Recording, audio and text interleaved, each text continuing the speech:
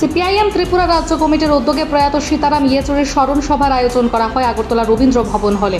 এই স্মরণ সভায় উপস্থিত ছিলেন প্রাক্তন মুখ্যমন্ত্রী মানিক সরকার, বিরোধী দলনেতা জিতেন চৌধুরী, প্রকাশ কারাজ সহ অন্যান্যরা।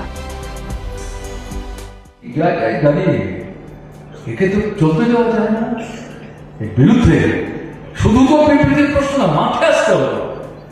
সহ্য করতে পারছে না মানুষ, কিন্তু তার প্রতিফলন ঘটাতে হবে রাজপথে, সমবেত হওয়া হবে। এটা বাদ দিয়ে তো অপেক্ষা করলে চলবে না। এবং একই সাথে আরো অন্য বিষয় যদি নাও দেয়, সরকার দুর্নীতি এবং বিজেপি সরকার ত্রিপুরা সমর্থন হয়ে গেছে।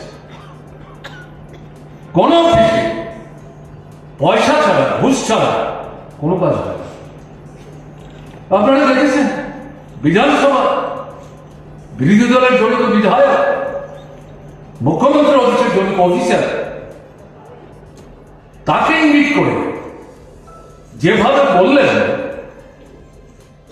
যে এই ভদ্রলোক মুখ্যমন্ত্রী অফিস কোথায় সামলাচ্ছেন, তিনি তো কন্ট্রাক্টরদের সঙ্গেই সারাদিন সময় দিচ্ছেন এবং তার থেকে 46% থেকে সেখানে ডিসকাউন্ট আসছে।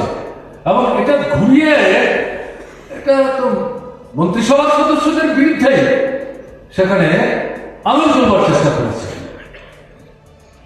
এবং এটা তো কল্পিত কথা মনে করার কোনো কারণ নেই। কোথায় প্রতিবাদ, কিসের ভিত্তিতে প্রতিবাদ করবে? তার দলের লোকরাই তো যায়, দলের ভেতরেই তো এখন দেখা যাচ্ছে বিরোধ বিসম্বাদ তৈরি হচ্ছে, লুটপাটের অংশ ভাগ করে নেই, কে কতটা পাচ্ছে, কে কতটা কম পাচ্ছে। এটা হতে বাধ্য হবে, সামনের দিন আরো ভালো। আমরা কি শুধু দাঁড়িয়ে লেগে দেখবো?